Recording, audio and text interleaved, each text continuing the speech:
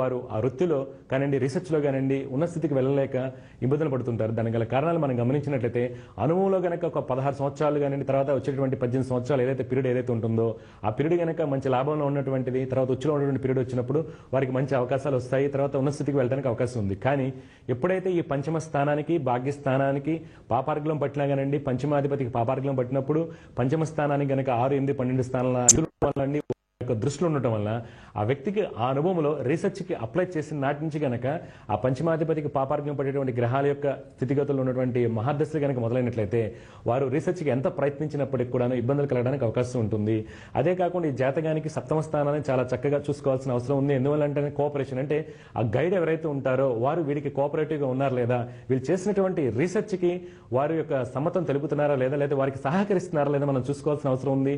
అప్పుడు కనుక వాళ్ళకి పంచమాధిపతికి కానివ్వండి, పాపాధిపత్యం పట్టి వక్రించినటువంటి ఒక సప్తమాధిపతికి గనక యుతి గాని కురు దృష్టిలో గనక ఉన్నట్లయితే వీరికి రీసెర్చ్ లో తరచుగా ఆటంకాలు వస్తుంటాయి.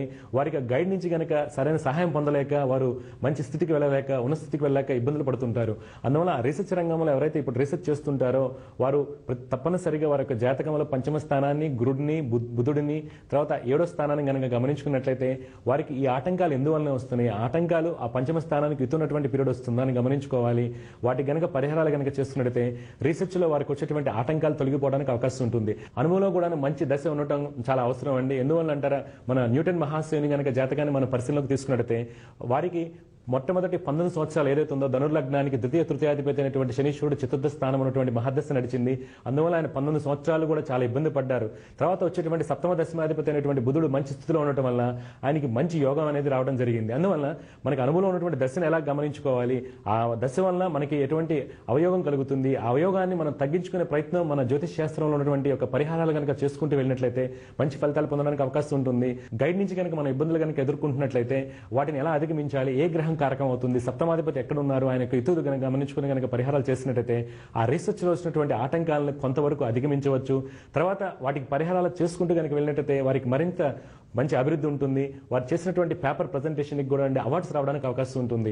అందువల్ల జాతకంలో విశ్లేషణలో మనం ఎప్పుడు కూడా రీసెర్చ్కి పంచమ భాగ్యస్థానం చూసుకుంటూ వారికి అనుభవం ఎటువంటి దశలో ఉన్నాయి, వాటికి పాపార్గలం పట్టిందా, వారికి 6, 8, 12 స్థానాధిపతులు ఇటు ఉందా, సప్తమాధిపతి క్రూర గ్రహమై ఉండి ఆయనకి వక్రించినటువంటి క్రూర గ్రహమై ఉండి వారికి గనక పంచమ స్థానానికి గనక ఇతురు గనక ఉందా, వారికి దృష్టిలు గనక పంచమ స్థానం మీద కానివ్వండి, పంచమాధిపతి మీద కానివ్వండి, భాగ్యస్థానం మీద గనక పడుతున్నాయా, లేని పక్షంలో అనుభవంలో గనక ఉన్నటువంటి మహర్దశలు ఇబ్బందులు ఉన్నాయని గమనించుకుని కనుక వాటి పరిహారాలు చేసుకున్నట్లయితే ఆ రీసెర్చ్ రంగంలో ఎవరైతే ఆటంకాలు ఎదుర్కొంటారో వారందరికీ కూడా మంచి ఫలితాలు పొందడానికి అవకాశం ఉంటుంది. రీసెర్చ్ రంగంలో ఉన్న వారు ఎవరైతే ఉంటారో వాళ్ళందరూ హైయర్ ఇంటెలెక్చువల్స్ వల్ల మన హ్యూమన్ ఎఫర్ట్స్ లేదా ఏది రాదంటారు, అది కరెక్టేనండి. హ్యూమన్ ఎఫర్ట్స్ ఉండాలి, కానీ ఒక తెలియని శక్తి ఏదైతే ఉందో అది మనల్ని డ్రైవ్ చేస్తుంటుంది. కాబట్టి ఆ తెలియని శక్తి ఏ గ్రహాల రూపంలో మనకి జ్యోతిష్ శాస్త్రం ద్వారా తెలుసుకోవచ్చు. కాబట్టి ఎక్కడ అవరోధాలు కలుగుతున్నాయని గమనించినట్లయితే మంచి ఫలితాలు పొందడానికి అవకాశం ఉంటుంది.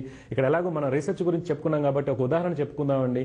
ఒక కంపెనీస్ కనుక మనం చూసినట్టయితే ఒక డ్రగ్ ని మనం కనిపెట్టినప్పుడు కంపెనీస్ 100 కోట్లు 1000 కోట్లు కనిపెడుతుంటారు. కానీ దాన్ని ప్రయోగం చేసినప్పుడు వారు ఒక 1000 కోట్ల రూపాయలు ఉన్నటువంటి మందుని తర్వాత ఈ యొక్క ప్లాసిబో అనేటువంటి ఒక పదార్థం ఏదైతే ఉంటుందో దాంట్లో ఎటువంటి మందు ఉండదండి. దాంతో వాళ్ళు కంపేర్ స్టడీస్ చేయడం జరుగుతుంది. కానీ వాళ్ళు రిజల్ట్స్ చూసిన తర్వాత వాళ్ళంతా హై రిస్క్ పేషెంట్స్ మీద జరుగుతుంది. రిజల్ట్స్ చూసిన తర్వాత రిజల్ట్స్ ఎలా కంపేర్ చేస్తానంటే అండి, ఈ new drug as good as placebo అంటం జరుగుతుంది. అంటే కొత్తగా కనిపెట్టినటువంటి మందు ఏదైతే ఉందో అది ఈ యొక్క ప్లాసిబోతో ఈక్వల్ గా ఉందని చెప్తున్నారు. అంటే దీంట్లో ప్లాసిబో అనే దాంట్లో మందు అనేది లేదు.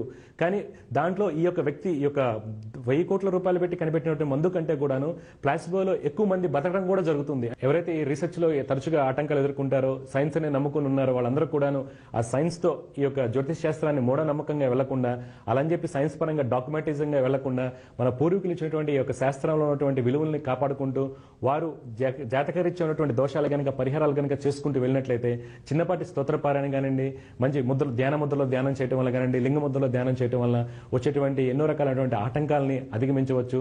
ఆ లింగ ముద్ర ధ్యాన ముద్రల ద్వారా ధ్యానం చేయడం వల్ల ఈ యొక్క గ్రహాలకు అనుగ్రహం పొందడానికి అవకాశం ఉంటుంది. తర్వాత మానసిక స్థితిలో ఎన్నో రకాలైనటువంటి మంచి మార్పులు చోటు చేసుకోవడానికి అవకాశం కలదు. ఇవండి ఈనాటి శుభలగ్న కార్యక్రమం విశేషాలు. తిరిగి రేపటి శుభలగ్నం కార్యక్రమంలో ఈ కాంపిటీషన్ ఎగ్జామ్స్ ఎంసెట్ కానివ్వండి, ఐఐటీ రాస్తున్నప్పుడు అనుభవంలో ఉన్నటువంటి మహర్దశలు అంతర్దశలు గనక అనుకూలించకపోతే ఎటువంటి పరిహారాలు తీసుకోవాలి అనేటువంటి ఆసక్తికరమైనటువంటి విషయం తెలుసుకుందాం. అంతవరకు సెలవు. జై గురుదేవ్ దత్త. సర్వే జనా సుఖినో భవంతు. జ్యోతిష్య సంఖ్యాశాస్త్ర సలహాలకై సంప్రదించవలసిన చిరునామా Shri Vishwanatha Saraswati, Sainikpuri, Hyderabad. Phone number 04027111819. Mobile 9052221819. Website www.srisaraswati.com.